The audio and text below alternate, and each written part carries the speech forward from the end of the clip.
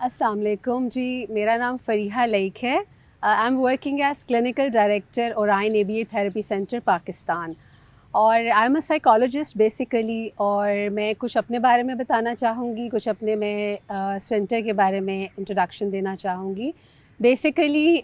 मैं साइकोलॉजिस्ट हूँ, लेकिन I have a diversified experience कुछ गवर्नमेंट ऑर्गेनाइजेशंस के साथ, कुछ गवर्नमेंट डिपार्टमेंट्स के साथ। I have been working in banking sector as well. Last 5 years से मैं स्पेशल नीड्स के बच्चों के साथ काम कर रही हूँ, और उसमें डिफरेंट डिसऑर्डर्स हैं, उसमें ऑटिज़म है, उसमें ADHD है, उसमें डाउन सिंड्रोम के बच्चे हैं, उसमें सेरेब्रल पाल्सी के बच्चे हैं, उसमें वो बच्चे हैं जो स्पीच डिले के साथ हैं, और हम उनको सर्विसेज प्रोवाइड करते हैं। सो बेसिकली मेरी ऑर्गेनाइजेशन जो है that is the first branch of Orion international in Pakistan. तो हमारी शिकागो में, अमेरिका में 3 ब्रांचेस हैं by the name of Orion international, और पाकिस्तान में हमारी फ़र्स्ट ब्रांच है, और हम लोग लोकेटेड हैं गार्डन टाउन में, जस्ट नियर कलमा चौक।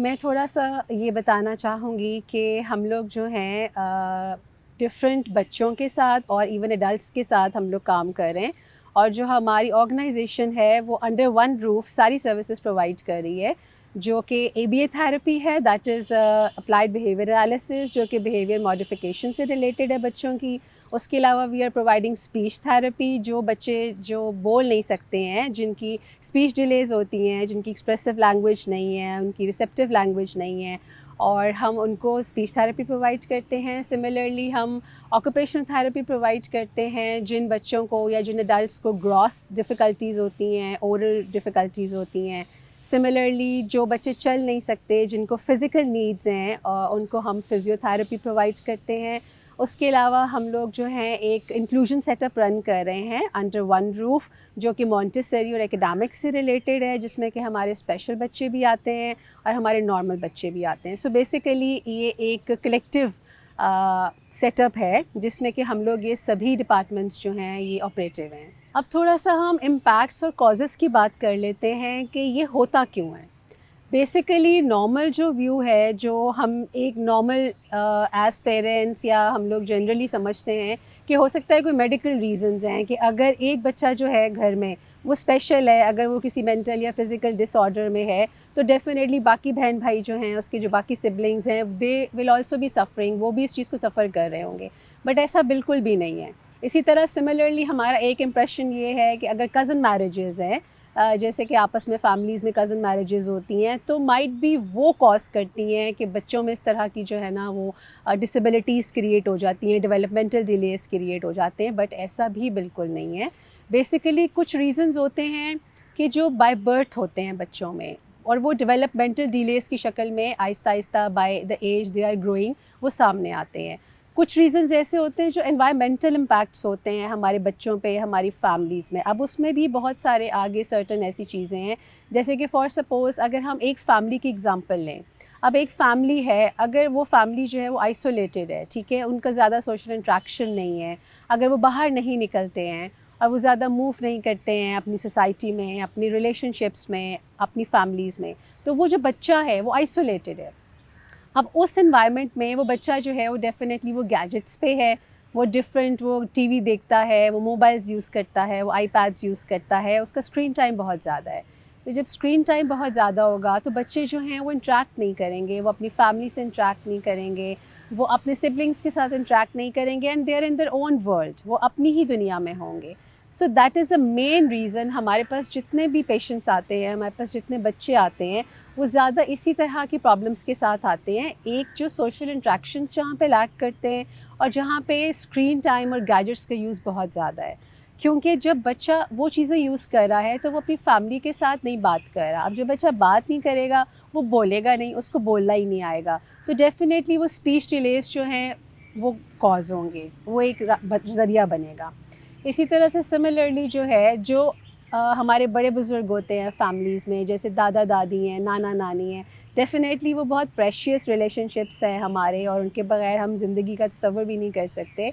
लेकिन कई दफ़ा ऐसा होता है कि अगर पेरेंट्स जो हैं वो बच्चों के किसी भी ऑड बिहेवियर्स पे उनको रोक रहे होते हैं, یا ان کو ڈانٹ رہے ہوتے ہیں یا ان کو اسٹریم لائن کرنے کی کوشش کر رہے ہوتے ہیں، تو جو گرینڈ پیرنٹس ہوتے ہیں وہ کہتے ہیں کہ نہیں آپ بچوں کو مت روکو، آپ بچوں کو ایسے کرنے دو ایسے کرنے دو. سو بیسیکلی اس سے کیا ہوتا ہے کہ بچے کے اوپر بھی بیڈ امپیکٹ آتا ہے، اس کے بیہیویئر اسٹرانگ ہو جاتے ہیں اور وہ اور بیہیویئرز لرن کر لیتا ہے، اور سملرلی فیملی پرابلمس کریٹ ہوتی ہیں. سو یہ جو چیزیں ہیں، یہ انوائرمنٹل امپیکٹس جو ہیں، اس سے صرف بچہ ہی سفر نہیں کر رہا ہوتا، اس سے ہمارے پورا انوائرمنٹ، ہماری پوری فیملی، پوری سوسائٹی سفر کر رہی ہوتی ہے. ہم تھوڑا سا جو ہے اس چیز کو دیکھ سکتے ہیں کہ ہم نے ان پرابلمس کو جو ہے وہ کیٹر کیسے کرنا ہے، being professionals, being parents and being family members. تو اس میں ہم یہ کر سکتے ہیں کہ ہمیں جب بھی بچے میں، اگر بچے کی ایج چھوٹی ہے، اس کی ایک ارلی ایج ہے، تو اس میں ہم ارلی انٹرونشن کی طرف آ سکتے ہیں. اور اس کا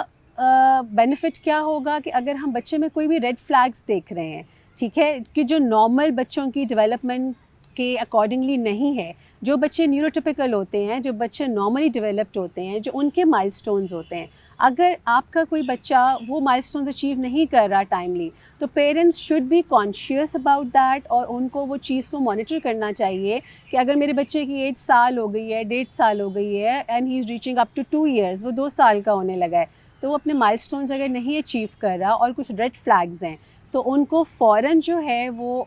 ہیلپ کے لیے جانا چاہیے، ان کو میڈیکل پروفیشنلز کے پاس جانا چاہیے، اور ان کو اس چیز کو فوراً ایڈریس کرنا چاہیے،